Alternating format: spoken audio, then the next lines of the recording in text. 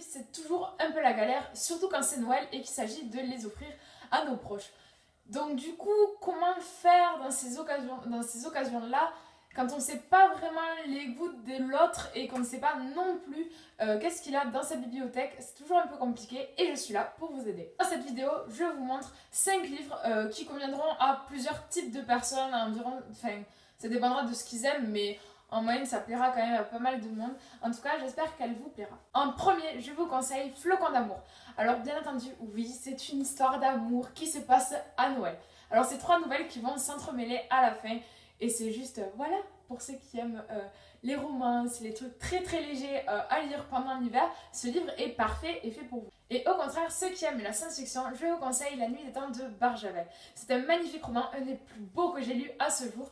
Ça mêle en plus la science-fiction et la romance. Ne vous inquiétez pas, c'est pas de la romance lourde, c'est vraiment une belle romance, c'est vraiment une histoire d'amour juste magnifique. Et la science-fiction, vous allez être servi, il y en a un bon paquet, surtout que ça se passe en Antarctique. Et là, je peux vous dire que niveau froid, neige et tout ce qui s'ensuit, on est bien servi, on ne peut pas y louper. Et c'est une histoire juste merveilleuse, d'autant par sa complexité du monde qui va être créé que par la beauté de l'histoire en elle-même. Vous serez un peu youtubeur, vidéaste en herbe, je vous conseille Youtubeur de Jean-Baptiste Vier aux éditions Erol. Oui, c'est ça, Erol. C'est un super livre, en tout cas, même moi qui suis youtubeuse depuis quand même déjà un petit moment, enfin pas trop longtemps hein, quand même par rapport à certaines, ça fait des années et des années. Enfin bref.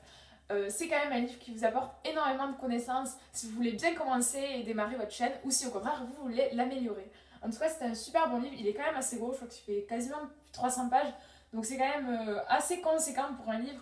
Donc si vous voulez vous y connaître sur le bout des doigts sur le sujet, je vous conseille vraiment ce livre.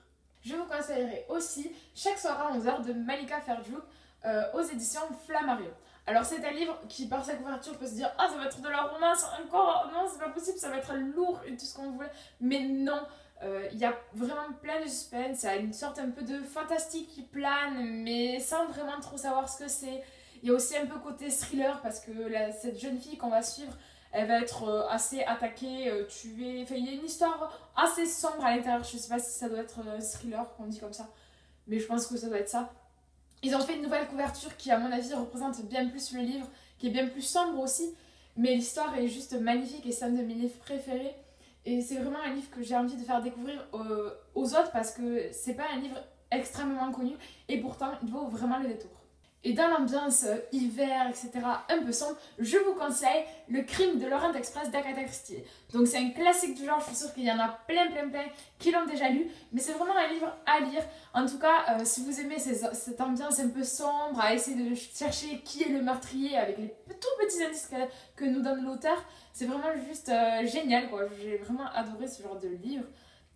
En tout cas, si vous êtes fan du genre, je suis sûre que vous l'avez déjà lu. Mais pour ceux qui aimeraient tenter un peu les classiques polars, etc., je vous conseille vraiment celui-là. En tout cas, j'espère que cette vidéo vous aura aidé à trouver les cadeaux pour vos proches ou peut-être pour vous-même. Ça peut peut-être donner des idées pour pas forcément se faire des cadeaux. En tout cas, j'espère que cette vidéo vous aura plu. N'hésitez pas à vous abonner, à liker, à partager, à commenter surtout, à me dire vous quel cadeau vous avez prévu d'offrir à vos proches ou si vous avez des idées à me donner parce que des fois je suis un peu en manque d'idées aussi. En tout cas, moi je vous dis à la prochaine. Bye!